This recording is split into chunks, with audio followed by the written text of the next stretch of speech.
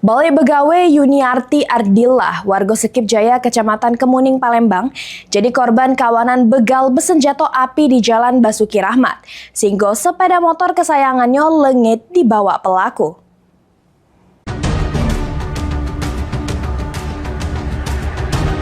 Inilah rekaman kamera pengawas detik-detik pengendara motor jadi korban kawanan pelaku begal pas melintas di Jalan Basuki Rahmat pada Kamis dini hari sekira jam 4.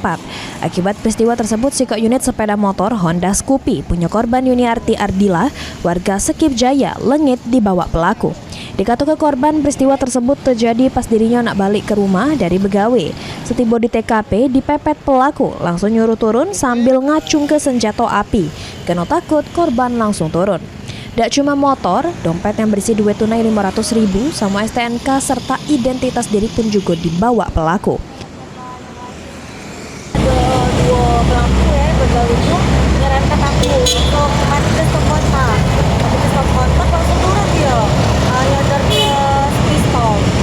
Dia pelaku yang dua, pakai motor NMAX lalu dia itu. Ngomong apa dia? Dia ngomong serang ke motor aku tembak. Ini korban sudah bikin laporan polisi berharap pelaku bisa cepat ditangkap.